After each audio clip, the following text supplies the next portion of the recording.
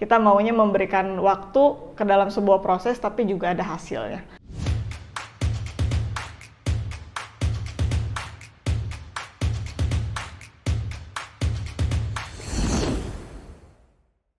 Hai teman-teman, welcome back. Hari ini saya mau share gimana biasanya cara saya latihan lagu baru.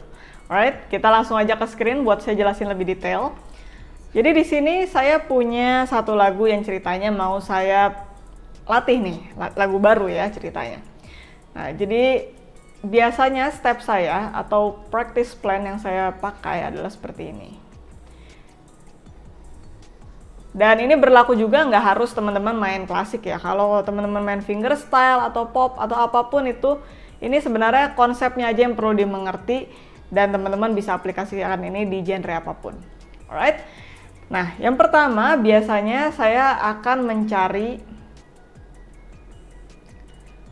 arti dari lagunya atau arti dari karya.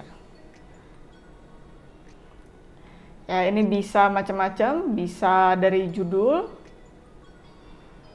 bisa dari komposer juga. Ya, dari sini saya bisa tahu juga stylenya kira-kira seperti apa. Nah, jadi saya akan mencari tahu dulu nih. Kita coba ganti dulu sebentar.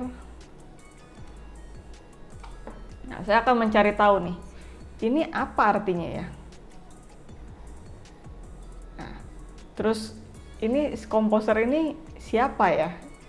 Zaman apa dia menulis lagu ini? Di tahun berapa dia menulis lagu ini? Karena kalau di klasik biasanya kita punya pembagian periode. Jadi misalkan tahun 1600 tuh zaman apa, 1700 tuh zaman apa. Nah, itu yang akan mendefinisikan juga cara bermainnya seperti apa. Alright, jadi lebih detail. Nah, lalu kalau sudah, biasanya yang step kedua, saya akan main ini run through. Baca dulu keseluruhan. Atau baca menyeluruh ya. Menyeluruh. Jadi dari awal sampai habis dengan memperhatikan juga tanda-tanda yang ada di sini. Contohnya di sini senar 5-nya dinaikin jadi B atau jadi C, dan di sini juga ada tanda 2 sharp. Ya, sambil saya membaca juga semua yang ada di sini. Ya, diperhatikan. Yang saya nggak tahu biasanya akan saya cari, contohnya istilah-istilah kayak gini. Ya, jadi banyak detailnya di sini harus diperhatikan. Nah, setelah itu saya akan biasanya cari referensi.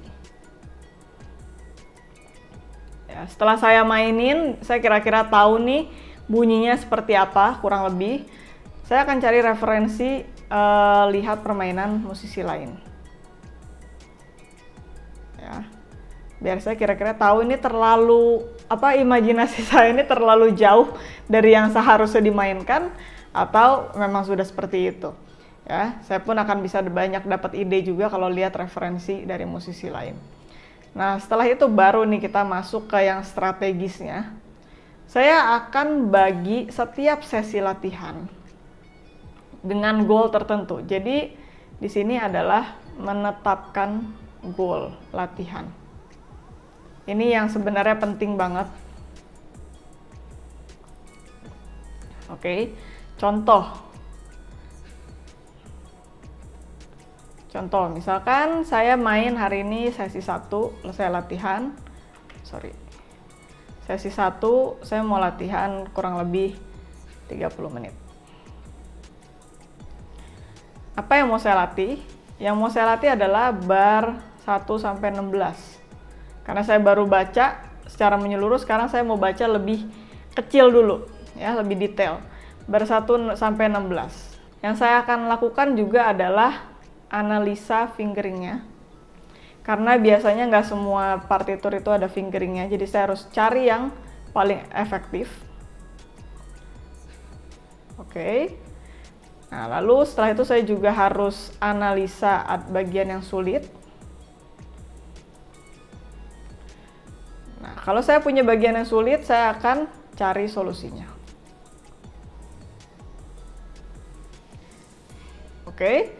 Dan ini setelah saya ketemu solusinya, ini akan saya bawa lagi ke sesi yang kedua untuk lebih dimantapkan lagi. Jadi saya break dulu, habis itu saya masuk lagi sesi kedua, saya ulang dulu nih solusinya.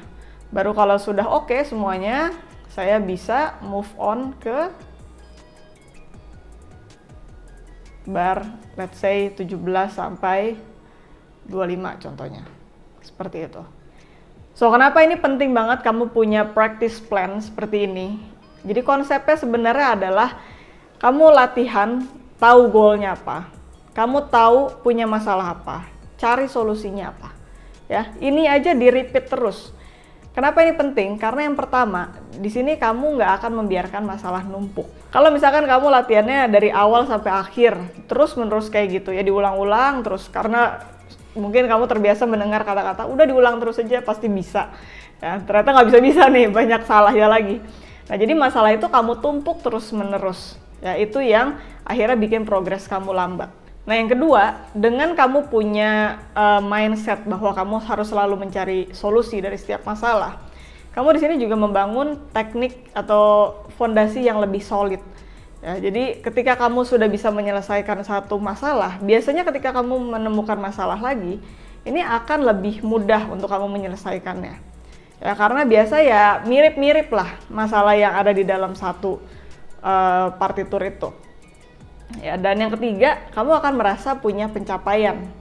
Kenapa? Karena setiap kali kamu memberikan solusi, menyelesaikan suatu masalah, kamu merasa kamu membuat milestone, jadi membuat satu perkembangan kecil yang kamu tumpuk terus-menerus setiap kali latihan seperti itu, akhirnya ya kamu merasakan punya pencapaian yang luar biasa. Berbeda kalau misalkan tadi kamu nggak cari solusinya, tiap kali kamu latihan masuk ke sesi baru kok rasanya kayak gagal, merasa kok nggak bisa-bisa lagi, merasa atau ada masalah yang baru lagi, nggak pernah selesai.